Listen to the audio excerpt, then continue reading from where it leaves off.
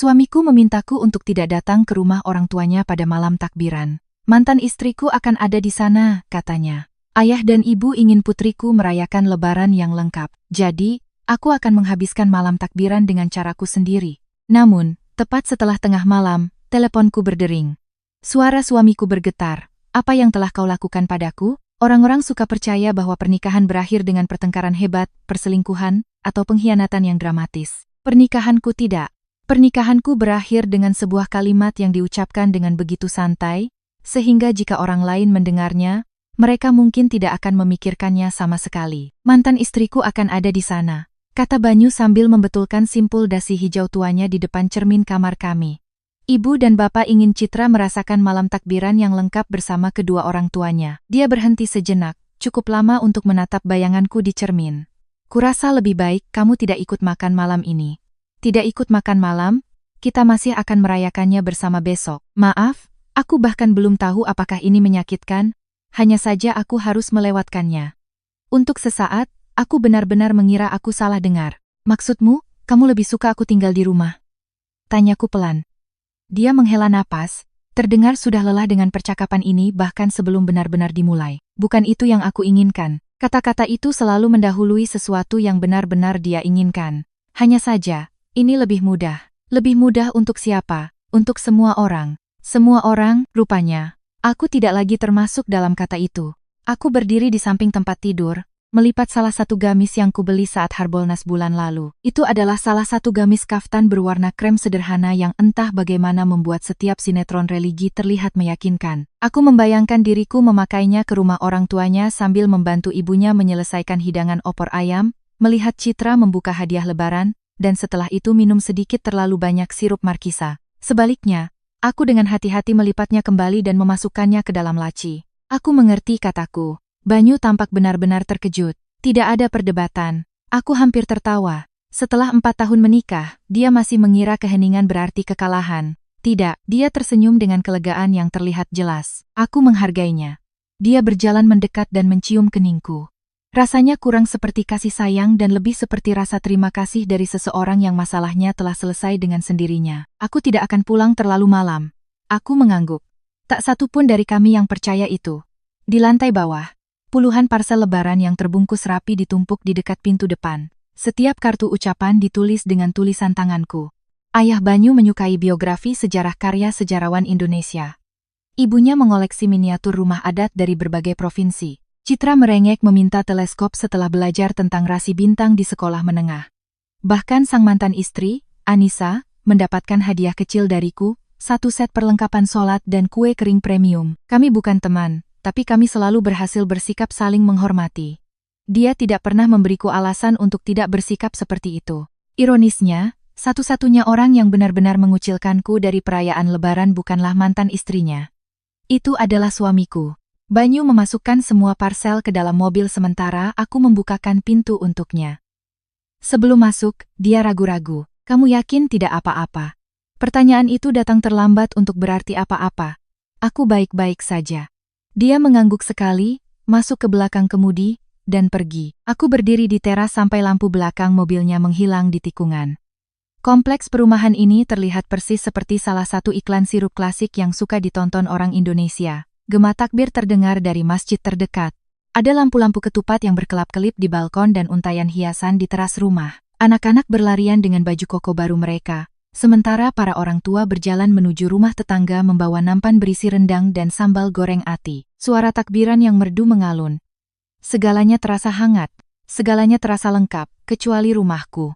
Ketika aku kembali ke dalam, kesunyian segera menyelimutiku. Lampu hias berbentuk ketupat masih menyala di ruang tamu, memantulkan cahayanya dengan lembut di jendela depan. Hiasan dinding kaligrafi yang kugantung di atas perapian imitasi masih berjejer sempurna. Milikku, Banyu, Citra. Untuk pertama kalinya sejak kami menikah, aku menyadari bahwa milikku tampak seperti milik seorang tamu. Aku pergi ke dapur dan menuangkan secangkir teh melati untuk diriku sendiri, meskipun hari sudah malam. Cangkir itu memiliki lukisan bunga melati kecil di sekeliling tepinya. Banyu membelikannya untukku saat lebaran pertama kami bersama di sebuah pameran kerajinan di Jakarta. Saat itu, dia meraih tanganku di seberang meja dapur dan berbisik, aku belum pernah merasa begitu damai dengan siapapun. Lucu bagaimana kenangan menua. Terkadang mereka menjadi lebih hangat, terkadang mereka menjadi bukti. Aku membawa tehku ke lantai atas alih-alih duduk di ruang tamu. Di dalam ruang kerjaku ada sebuah map biru tua yang ramping. Itu tidak ada di sana secara kebetulan. 3 minggu sebelumnya, setelah percakapan aneh lainnya dengan Banyu tentang menjaga keuangan kami tetap terpisah dan sederhana, aku telah membuat janji dengan seorang pengacara. Bukan karena aku ingin bercerai, tapi karena aku ingin jawaban. Pengacara itu tidak mencoba menakut-nakutiku. Dia tidak mendorongku untuk meninggalkannya. Dia hanya mendengarkan. Kemudian dia mengatakan sesuatu yang tidak bisa berhenti kupikirkan. Berharaplah yang terbaik, katanya, tapi bersiaplah untuk kebenaran. Kata-kata itu menghantuiku setiap hari sejak saat itu. Aku membuka map itu. Di dalamnya ada salinan rekening koran, catatan hukum, dan daftar periksa yang kutulis dengan tulisan tanganku sendiri. Buka rekening tabungan pribadi, sudah. Atur transfer gaji, sudah. Inventarisasi aset pribadi, sudah. Foto barang-barang berharga, sudah. Kumpulkan SPT pajak, sudah. Bertemu dengan penasihat keuangan, sudah. Aku tidak menyembunyikan uang sepeser pun, yang semuanya bernilai jutaan rupiah. Aku tidak melanggar hukum apapun. Semuanya telah dilakukan persis seperti yang diinstruksikan pengacaraku. Karena persiapan bukanlah balas dendam, persiapan adalah bertahan hidup. Tetap saja, aku menatap baris terakhir yang belum dicentang. Ajukan gugatan hanya jika perlu. Aku menutup map itu. Aku sangat berharap, bisikku pada ruangan yang kosong, aku tidak akan pernah membutuhkanmu. Sejam kemudian, ponselku bergetar. Itu Citra. Selamat Lebaran, Tante. Katanya dengan gembira saat aku menjawab. Selamat malam takbiran sayang. Aku suka sekali teleskopnya. Aku senang sekali. Ayah bilang Tante tidak enak badan. Aku memejamkan mata. Itu dia. Kebohongan itu. Kecil, nyaman, sama sekali tidak perlu. Tante sebenarnya baik-baik saja, kataku hati-hati. Hanya saja tidak bisa datang malam ini. Oh, suaranya terdengar bingung. Aku harap Tante ada di sini. Aku juga. Kami berbicara selama 5 menit lagi tentang sekolah, astronomi, dan kucing yang berhasil dia bujuk dari Banyu untuk diadopsi 2 tahun sebelumnya. Sebelum menutup telepon, dia berkata dengan lembut, aku simpanin kue nastar buat Tante. Tenggorokanku tercekat. Terima kasih. Ketika telepon berakhir, aku tidak menangis.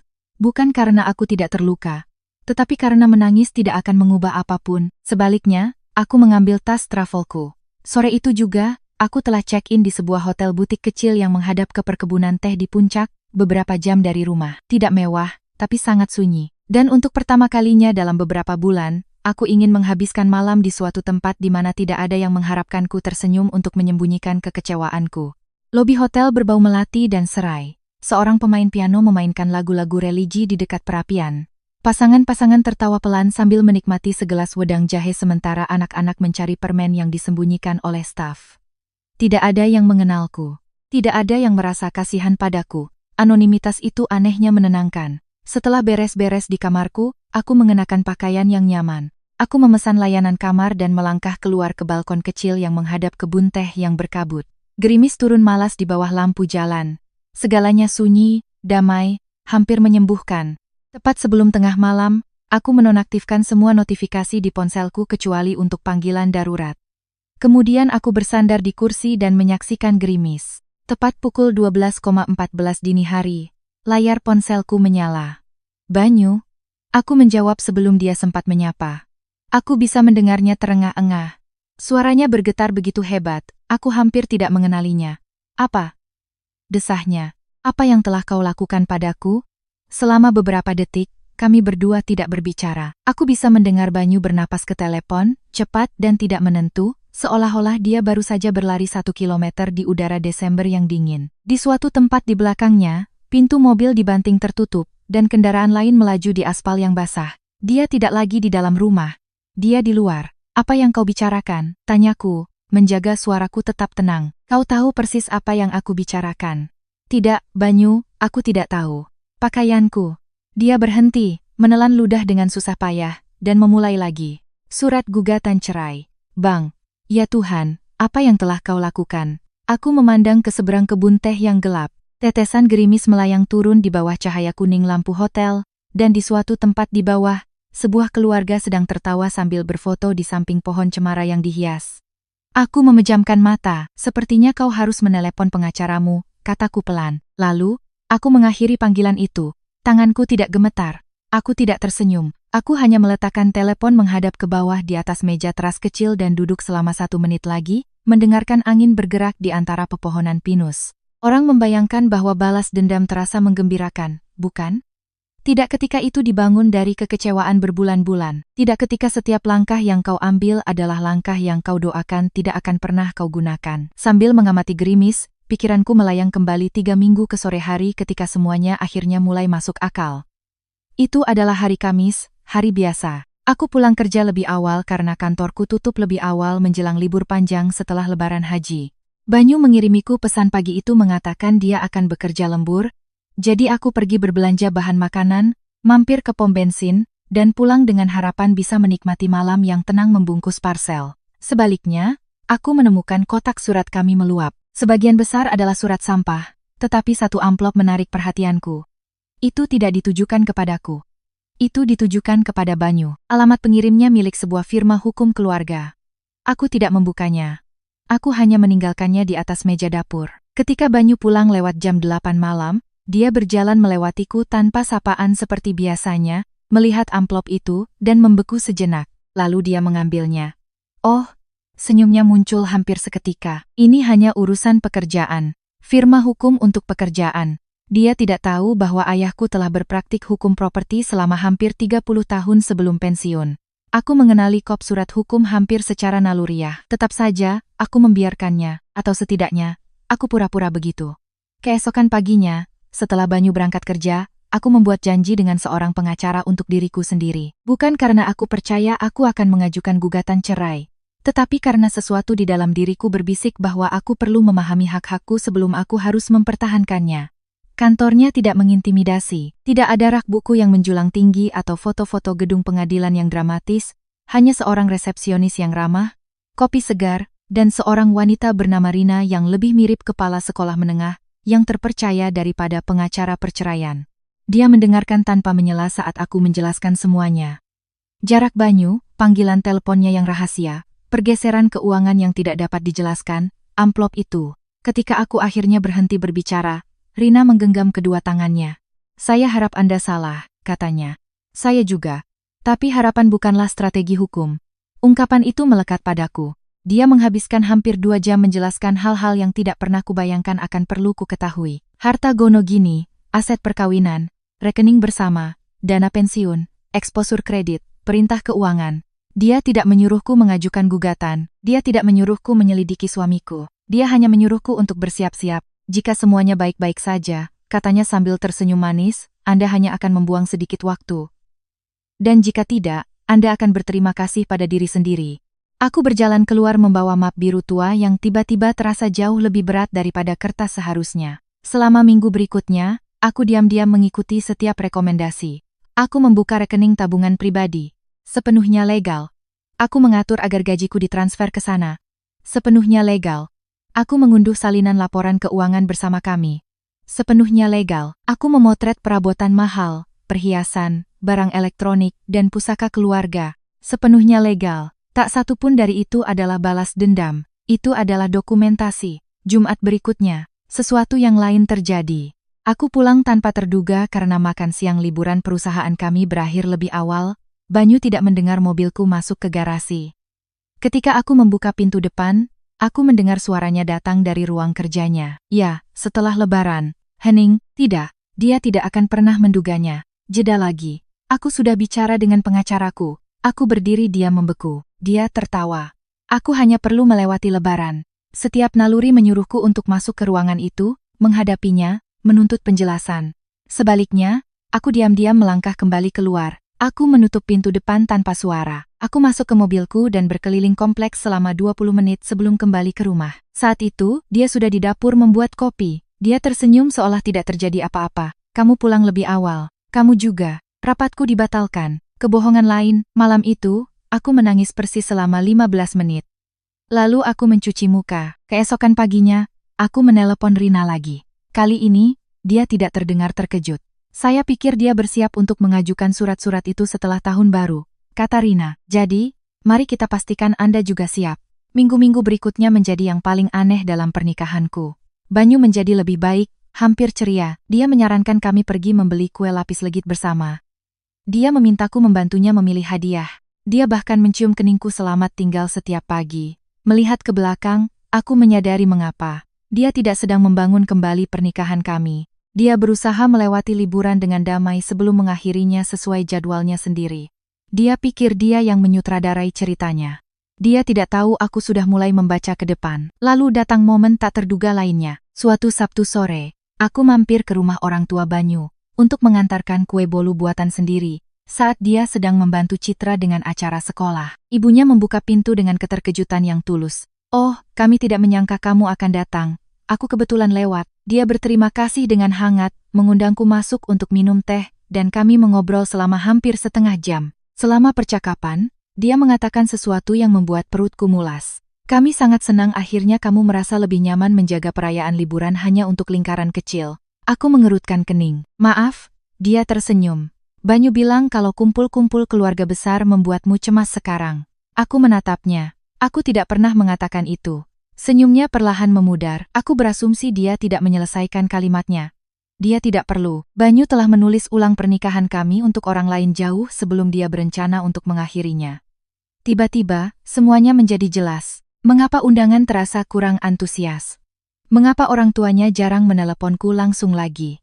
Mengapa orang-orang mulai memperlakukanku seperti seseorang yang memilih untuk menjaga jarak? Dia telah membangun citra itu, kebohongan demi kebohongan. Ketika aku pulang, aku tidak merasa marah. Aku melihat semuanya dengan jelas, sejernih kristal. Malam itu, aku menelepon Rina lagi. Aku sudah membuat keputusanku. Dia tidak bertanya mengapa. Sebaliknya, dia mengajukan pertanyaan sederhana. "Apakah Anda membuat keputusan ini karena Anda terluka?" Dia berhenti. "Atau karena Anda siap?" Aku melihat sekeliling ruang tamu yang sunyi yang telah kubangun bersama Banyu. Hiasan ketupat, bingkisan, foto pernikahan kami yang dibingkai, kehidupan yang telah kulindungi selama 4 tahun. Aku siap. Rina mengangguk. "Kalau begitu, mulai saat ini, kita tidak bertindak secara emosional. Apa yang kita lakukan? Kita bertindak dengan hati-hati. Selama 2 minggu berikutnya, semuanya terjadi persis seperti yang diizinkan hukum, dan persis seperti yang direkomendasikan pengacaraku. Tidak ada teriakan, tidak ada penyembunyian uang senilai puluhan juta rupiah, tidak ada perusakan, tidak ada permainan, hanya persiapan." Kemudian, 3 hari sebelum malam takbiran, Banyu mengangkat kepalanya dari ponselnya, dan dengan santai mengucapkan kata-kata yang akhirnya memastikan tidak ada lagi yang bisa diselamatkan. "Mantan istriku akan ada di sana." Orang tuaku ingin Citra merasakan malam takbiran yang lengkap. Pada saat itu, tanpa sadar dia memicu langkah terakhir dari sebuah rencana yang dia kira hanya dia yang telah memetakannya. Ketika orang mendengar kata balas dendam, mereka biasanya membayangkan teriakan, piring pecah, ban mobil ditusuk, atau konfrontasi publik yang dramatis. Tak satu pun dari itu terjadi. Hal paling menghancurkan yang kulakukan pada malam takbiran itu adalah mempertahankan ketenangan yang sama persis seperti yang disarankan pengacara. Rina telah mengulangi kalimat yang sama di setiap pertemuan. Jangan biarkan kemarahan membuat keputusan yang seharusnya dibuat oleh hukum. Menjelang pagi di malam takbiran, hampir semuanya sudah siap. Tidak ada yang terburu-buru. Tidak ada yang dilakukan di belakang punggung Banyu yang melanggar hukum. Setiap dokumen telah diperiksa ulang. Setiap langkah keuangan telah disetujui sebelum dilakukan. Satu-satunya yang tersisa adalah waktu. Dan Banyu, tanpa disadarinya, memilih momen itu sendiri. Pagi di malam takbiran terasa cerah dan sangat dingin. Sinar matahari memantul dari embun pagi, membuat lingkungan sekitar berkilauan seolah-olah setiap atap telah ditaburi gula halus. Aku bangun sebelum fajar, membuat kopi, dan duduk sendirian di ruang tamu menyaksikan lampu ketupat berkedip lembut. 4 tahun. Hanya itu yang dibutuhkan sebuah rumah biasa untuk dipenuhi kenangan. Lebaran pertama kami sebagai suami istri. Saat Banyu membakar kue nastar yang kami panggang sebelumnya dan meyakinkan semua orang bahwa memang seharusnya terlihat seperti itu. Pernah ada kebahagiaan sejati. Itulah yang membuat akhir ini menyakitkan. Jika pernikahan kami sengsara sejak awal, meninggalkannya akan mudah. Sebaliknya, aku berduka atas pria yang dulu adalah Banyu, atau mungkin pria yang kukira adalah dia. Pukul 9 pagi, Rina menelepon. "Bagaimana kabarmu? Aku pernah lebih baik." Saya tidak bertanya secara emosional. Itu hampir membuatku tertawa. "Saya sudah menandatangani semuanya." "Bagus. Anda sudah meninjau perjanjian pisah harta 3 kali, dan dokumen keuangan sudah siap." Dia berhenti. "Jadi, pekerjaan hari ini sederhana. Pergi ke hotel, Tepat, tidak ada percakapan menit terakhir, tidak ada pertengkaran, tidak ada SMS, tidak ada media sosial, tidak ada kejutan. Aku melihat sekeliling rumah yang sunyi, dan jika dia menelepon, kemungkinan besar dia akan menelepon. Apa yang harus kukatakan padanya? Rina menjawab tanpa ragu. Kebenaran, sekitar tengah hari, Banyu turun membawa parsel yang sudah dibungkus. Dia tampak hampir ceria. Kamu benar-benar yakin tidak keberatan? Pertanyaan itu membuatku lengah. Kukira kita sudah membicarakannya. Aku tahu, dia bergeser dengan canggung. Aku hanya ingin memastikan. Aku mengamati wajahnya. Mungkin ada rasa bersalah, tetapi tidak cukup untuk mengubah keputusannya. Aku baik-baik saja, kataku. Aku menghargai pengertianmu. Pengertian, pilihan kata yang aneh. Menjadi pengertian berarti dia percaya aku pantas mendapatkan kejujuran. Sebaliknya, dia telah menghabiskan waktu berminggu-minggu membangun masa depan yang tidak melibatkanku. Aku membantunya membawa parsel-parsel itu ke mobil. Setiap hadiah telah kupilih. Shawl kasmir untuk ibunya, sebotol parfum oud favorit ayahnya, teleskop citra, bahkan detail-detail kecilnya. Banyu memasukkan semuanya ke dalam bagasi. Sebelum masuk ke kursi pengemudi, dia mencium keningku. Sampai jumpa nanti malam. Aku hanya mengangguk. Dia pergi dengan keyakinan bahwa dia meninggalkan istrinya sendirian di rumah. Dia tidak tahu bahwa dia sebenarnya sedang meninggalkan pernikahan kami. Sejam kemudian, aku mengunci pintu depan untuk yang kurasa akan menjadi terakhir kalinya sebagai istri Banyu. Perusahaan pindahan datang tepat waktu. Rina telah mengatur semuanya melalui perusahaan berlisensi yang berspesialisasi dalam transisi perceraian. Tidak ada adegan dramatis, tidak ada perabotan yang hilang, tidak ada rumah kosong, hanya pakaiannya, ijazah sarjananya yang dibingkai, dan kursi kulit warisan kakeknya. Setiap kotak telah diberi label dengan hati-hati. Tidak ada yang rusak, tidak ada yang hilang. Mandor memeriksa inventaris bersamaku. Saya perlu tanda tangan Anda di sini. Aku menandatangani instruksi pengiriman dan menyerahkan berkas-berkasnya. Banyu sudah memberitahu semua orang bahwa dia akan menginap di rumah orang tuanya karena perayaan malam takbiran biasanya berlangsung hingga larut malam. Rina menyarankan agar barang-barangnya tidak ditumpuk di garasi atau teras kami, melainkan dikirim ke sana keesokan paginya setelah hari raya, setelah surat gugatan secara resmi diterima. Firma hukum telah memberitahu orang tuanya sebelumnya bahwa akan ada pengiriman terkait perpisahan, tanpa mengungkapkan detail yang tidak perlu. Ini bukan untuk mempermalukannya. Ini untuk menghindari konflik. Mandor itu tersenyum sopan. Kami akan mengurus semuanya dengan baik. Saya tahu. Saat truk itu menjauh, aku berdiri di jalan masuk selama beberapa saat. Rumah itu tampak persis sama. Tidak ada tetangga yang memperhatikan. Tidak ada yang berbisik. Dari luar, tidak ada yang berubah. Di dalam, segalanya telah berubah. Sebelum berangkat ke hotel, aku berjalan melewati setiap ruangan untuk terakhir kalinya. Dapur tempat kami berdansa sambil membuat martabak. Ruang tamu tempat Citra membangun benteng dari selimut. Kamar tamu yang pernah kami pikirkan untuk dijadikan kamar bayi. Impian itu telah lenyap diam-diam jauh sebelum lebaran. Di kamar tidur kami, aku melepas cincin kawinku. Aku tidak membuangnya. Aku meletakkannya dengan hati-hati di dalam kotak beludur kecil. Di sebelahnya ada surat gugatan cerai. Di atas map itu, Rina menyarankan untuk meninggalkan sebuah catatan tulisan tangan. Tidak emosional, tidak kejam. Hanya jelas, aku telah menulis ulangnya setidaknya 20 kali sebelum memutuskan 3 kalimat sederhana.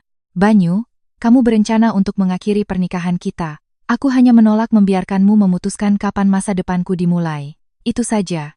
Tidak ada tuduhan, tidak ada hinaan, tidak ada penyebutan Anissa, tidak ada penyebutan malam takbiran. Karena hal-hal itu bukanlah alasan pernikahan kami berakhir. Ketidakjujuranlah alasannya. Menjelang sore, aku sudah check-in di penginapan di puncak. Resepsionis menyapaku dengan senyum hangat. Selamat malam takbiran. Selamat malam takbiran. Bepergian sendiri? Ya. Dia ragu sejenak sebelum menggeser kunci kamarku di atas meja. Saya harap Anda menemukan kedamaian di sini. Saya rasa saya sudah menemukannya. Dia tidak bertanya apa-apa lagi. Aku menghargai itu. Terkadang kebaikan adalah tahu kapan untuk tidak ingin tahu. Malam itu, aku memesan makan malam sederhana. Ayam bakar, nasi uduk, es buah. Tidak ada yang mewah. Sambil makan di dekat jendela yang menghadap ke kebun teh yang berkabut, alunan musik religi terdengar lembut dari lorong. Keluarga-keluarga berjalan melewati pintuku sambil tertawa.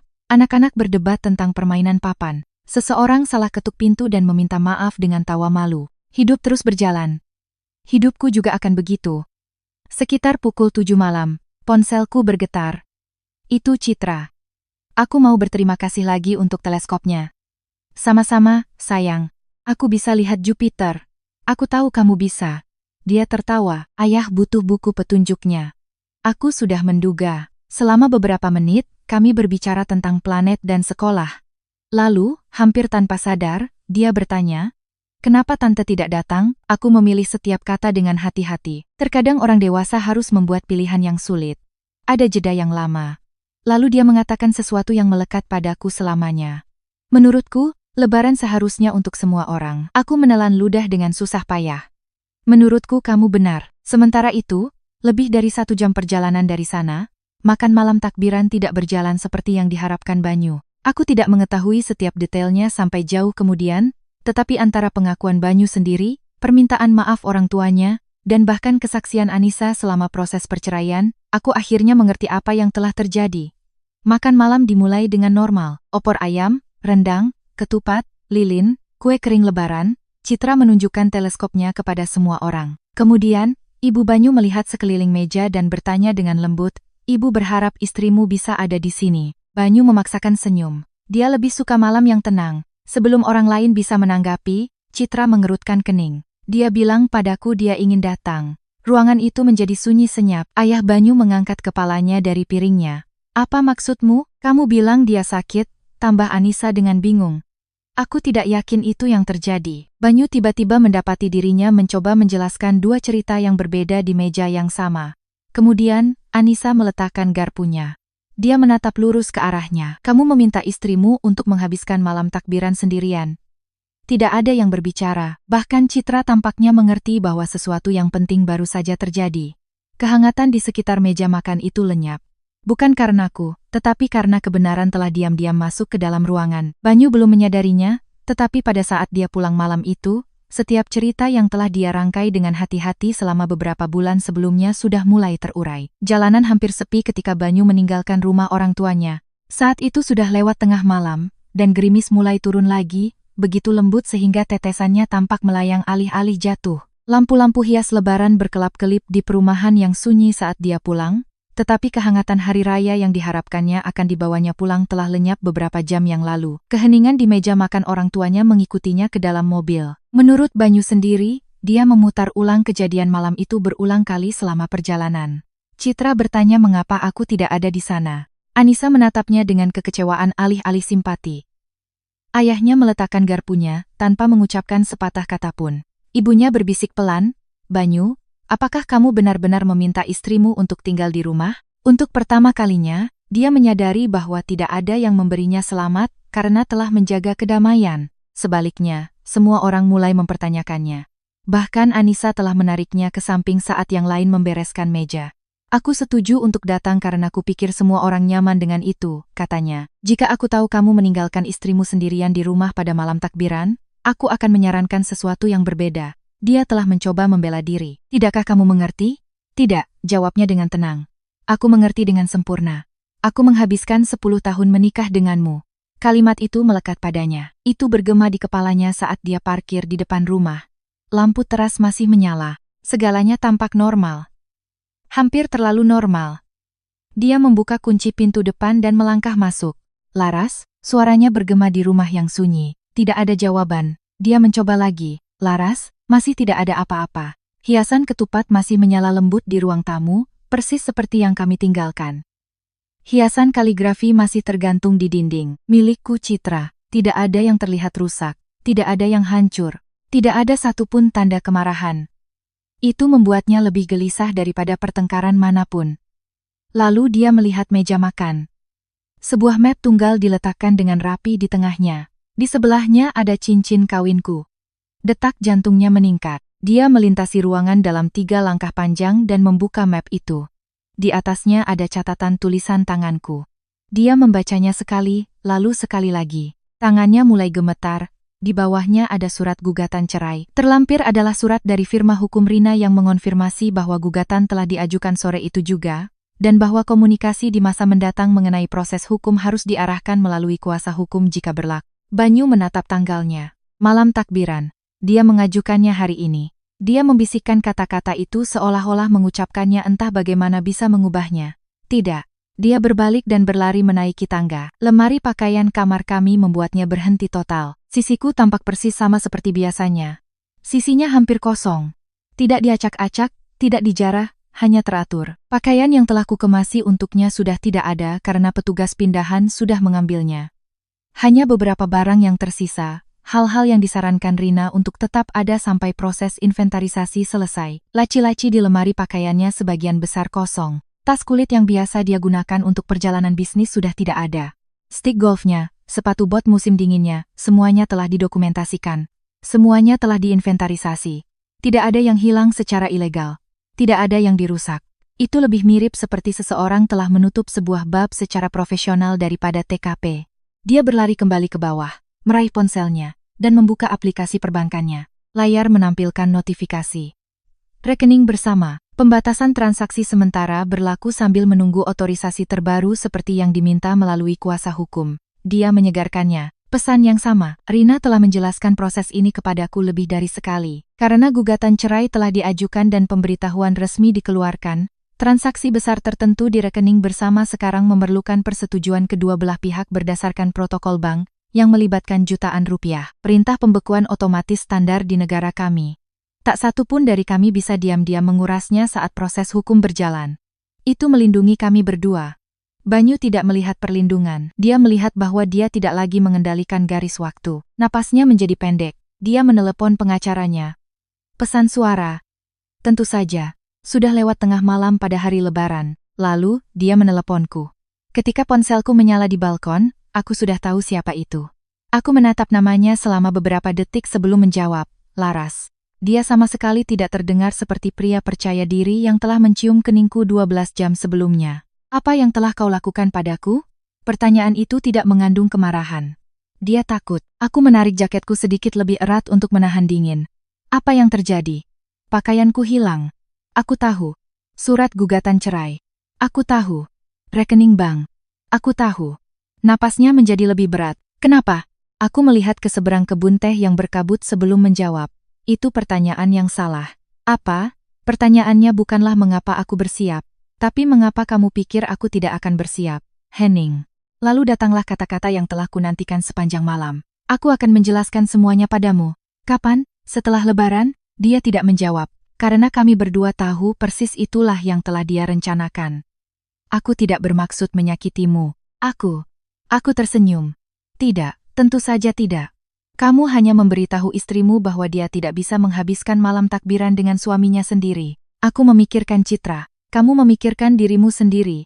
Keheningan lain. Lebih lama kali ini. Akhirnya, dia berbicara lagi. Orang tuaku tahu. Aku bisa bayangkan. Anissa tahu. Aku bisa bayangkan dia juga tahu. Ayahku bahkan tidak mau mengangkat telepon. Aku bersandar di pagar balkon. Banyu, semua ini tidak terjadi karena aku. Itu terjadi karena kamu memicu gugatan. Aku tidak berbicara dengan lembut, tetapi dengan kepastian mutlak. Itu terjadi karena kamu menghabiskan berbulan-bulan berbohong kepada semua orang di sekitarmu. Dia tidak menyela. Kamu memberitahu orang tuamu aku tidak suka kumpul-kumpul keluarga. Henning. Kamu memberitahu Citra aku sakit. Henning. Kamu memberitahuku ini bukan yang kamu inginkan. Henning lagi. Kemudian, dengan suara nyaris berbisik, dia bertanya, kapan kamu tahu? Aku menjawab dengan jujur. Aku curiga setelah ada surat dari firma hukum. Dia menarik napas tajam. Kamu melihatnya? Aku melihat amplopnya. Aku tidak pernah membukanya. Kamu juga mendengarku. Jeda panjang lagi. Panggilan telepon itu, akhirnya dia berkata. Aku memejamkan mata. Ya, suaranya pecah. Jadi, kamu sudah tahu selama berminggu-minggu. Aku berharap aku salah. Kamu seharusnya bicara padaku. Aku membiarkan kata-kata itu menggantung di antara kami. Kemudian, aku bertanya dengan pelan.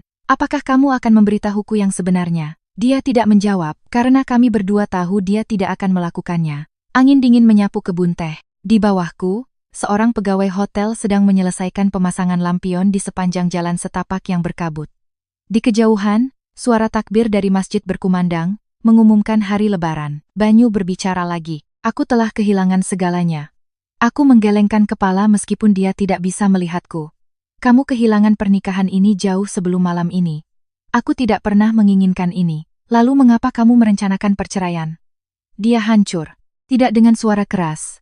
Tidak secara dramatis. Hanya suara lelah seorang pria yang pilihan-pilihannya akhirnya menimpanya, pikirku. Suaranya menghilang. Apa? Kupikir kamu akan selalu ada di sana. Kalimat itu lebih menyakitkan daripada semua kebohongan yang dia katakan karena itu menjelaskan semuanya. Dia tidak percaya aku akan pergi. Dia percaya aku akan bertahan tidak peduli seberapa sedikit yang ditawarkan kepadaku, tidak peduli seberapa sering aku ditempatkan di urutan kedua, tidak peduli seberapa hati-hati dia mengatur kepergianku dari hidupnya. Dia percaya aku akan menunggu sampai dia memutuskan masa depanku. Dia salah. Aku berbicara dengan lembut. Kamu memberitahuku di mana aku tidak cocok. Dia tidak mengatakan apa-apa, jadi aku berhenti berpura-pura bahwa kamu akan menerimaku. Tak satu pun dari kami berbicara lagi selama hampir 1 menit. Akhirnya, dia berbisik, "Di mana kamu?" Aku melihat keluar ke kebun teh yang sunyi, di tempat yang damai. Lalu aku mengakhiri panggilan itu. Aku tidak hanya mengakhiri percakapan kami, aku sudah mengakhiri pernikahan kami. Orang sering bertanya, apakah Banyu dan aku pernah kembali bersama?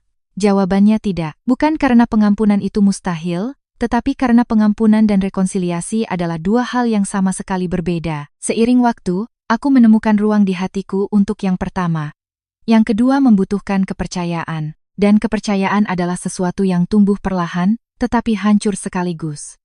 Perceraian memakan waktu sedikit lebih dari 8 bulan. Patut dipuji, begitu keterkejutan awal mereda, Banyu berhenti mencoba melawan pertempuran yang sudah dia kalahkan. Rina telah memperingatkanku bahwa banyak pasangan menjadi pendendam, setelah menyadari bahwa mereka telah kehilangan kendali atas situasi. Banyu tidak. Mungkin malam takbiran mengubah sesuatu dalam dirinya, atau mungkin untuk pertama kalinya dalam waktu yang lama, dia terpaksa duduk sendirian dengan konsekuensi dari keputusannya sendiri. Selama mediasi, dia mengejutkan semua orang. Dia mengakui bahwa dia telah berencana untuk mengajukan surat-surat itu setelah Lebaran.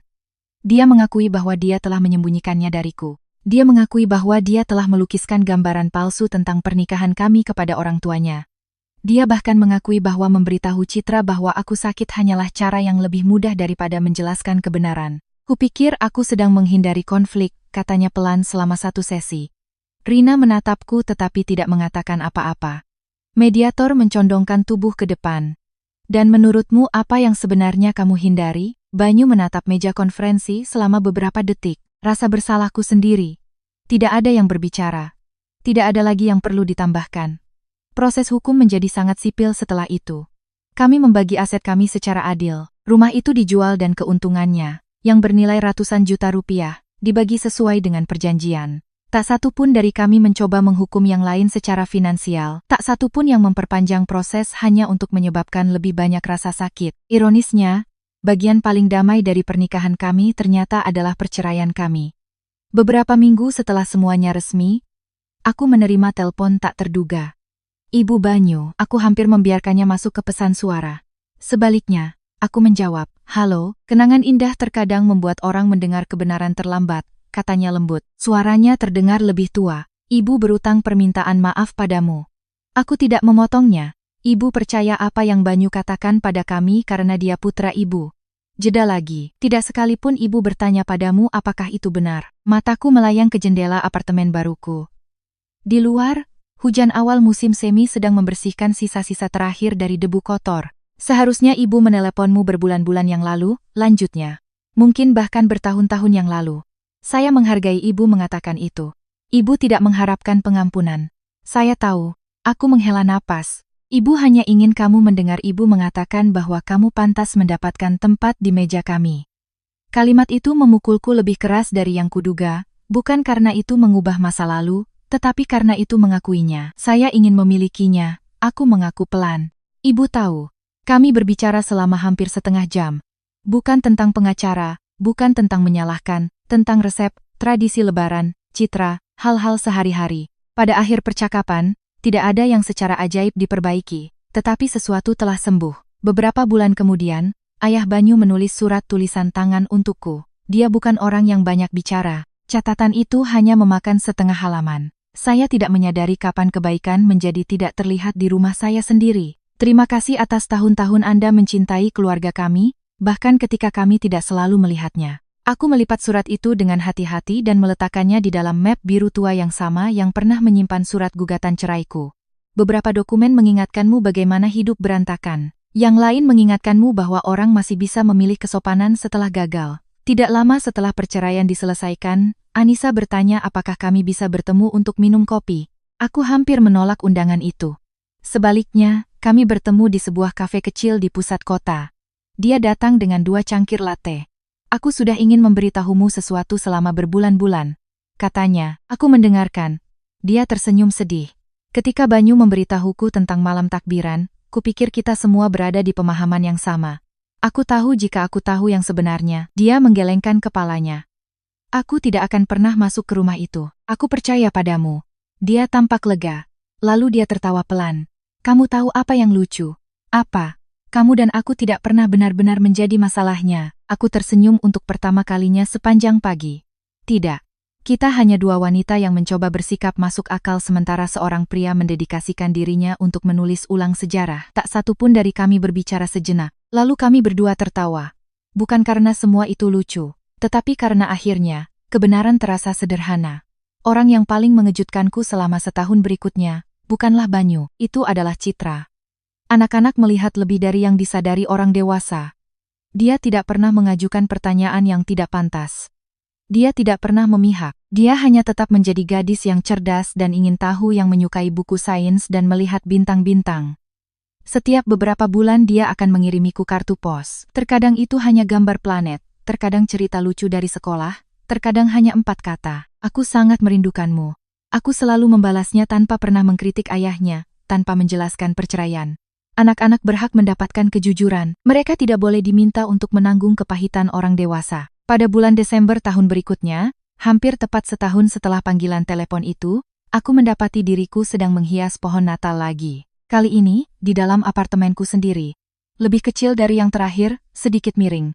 Sempurna. Bagaimanapun selama setahun terakhir, aku telah memulai peran baru di sebuah LSM yang mengoordinasikan layanan sukarelawan, mengorganisir makan malam takbiran untuk para lansia yang tinggal sendirian. Dimulai dengan hanya 1 makan malam lebaran. Lalu seseorang menyarankan untuk mengundang para tetangga. Seorang pensiunan guru, seorang duda yang baru saja kehilangan istrinya, seorang prajurit muda yang keluarganya tinggal di seberang negeri, seorang perawat shift malam yang mampir untuk menyapa sebelum berangkat ke rumah sakit. Menjelang malam takbiran, apartemenku penuh dengan orang-orang yang memulai malam itu sebagai orang asing. Seseorang membakar makanan pembuka. Orang lain lupa kuah opor. Anak-anak berdebat tentang permainan papan. Orang-orang tertawa terlalu keras. Seseorang mulai melantunkan takbir dengan nada yang sama sekali tidak pas. Itu luar biasa tidak sempurna. Pada satu titik, aku melangkah ke dapur untuk sejenak menenangkan diri. Melihat melalui pintu, aku melihat semua orang mengobrol di sekitar meja. Tidak ada yang memeriksa apakah mereka cocok. Tidak ada yang harus mendapatkan tempat duduk. Mereka hanya disambut. Ketukan lembut menyela pikiranku. Itu tetanggaku, Bu Ratna. Apakah kamu akan kembali masuk? Tanyanya sambil tersenyum. Tidak akan melewatkannya. Berjalan kembali ke ruang makan, aku menyadari sesuatu yang tidak terpikirkan olehku sepanjang tahun. Untuk pertama kalinya dalam waktu yang lama, aku tidak memikirkan Banyu. Aku tidak memalsukan lebaran. Aku tidak bertanya-tanya apakah aku telah membuat pilihan yang tepat. Aku sudah tahu aku telah melakukannya karena balas dendam tidak pernah benar-benar menjadi tujuannya. Martabatlah tujuannya. Orang terkadang salah mengira martabat dengan kelemahan karena itu tidak berteriak, tidak membanting pintu, tidak mencari tepuk tangan. Itu hanya diam-diam menolak untuk tinggal di mana cinta telah menjadi bersyarat. Beberapa hari setelah lebaran, sebuah amplop kecil tiba di kotak suratku. Tidak ada alamat pengirim. Di dalamnya ada kartu ucapan hari raya sederhana, cat air langit senja. Di dalamnya dengan tulisan tangan yang rapi ada beberapa kata. Terima kasih karena selalu membuatku merasa seperti keluarga. Itu hanya ditandatangani dengan cinta, Citra. Aku duduk di meja dapurku untuk waktu yang lama memegang kartu itu. Lalu aku tersenyum karena pada akhirnya, kemenangan terbesar bukanlah melihat Banyu kehilangan kehidupan yang dia kira dia kendalikan. Itu adalah menemukan bahwa aku tidak pernah membutuhkan izin orang lain untuk membangun kehidupan yang lebih baik. Keluarga bukanlah tempat yang menyisakan kursi untukmu hanya ketika itu nyaman. Keluarga adalah tempat di mana kehadiranmu tidak pernah diperlakukan sebagai masalah yang harus diselesaikan. Dan terkadang, balas dendam terkuat bukanlah membuat seseorang menyesal kehilanganmu. Itu adalah menciptakan kehidupan yang begitu penuh dengan kedamaian, tujuan, dan cinta diri sehingga kamu tidak pernah mempertanyakan nilaimu sendiri lagi. Jika ceritaku ini melekat padamu, Aku harap ini mengingatkanmu pada satu kebenaran sederhana. Jangan pernah salah mengira kesabaran dengan menerima kurang dari yang pantas kamu dapatkan. Kebaikan seharusnya tidak pernah mengharuskanmu untuk menghilang. Dan cinta seharusnya tidak pernah memintamu untuk mendapatkan tempat dudukmu di meja. Terima kasih telah meluangkan waktu bersamaku.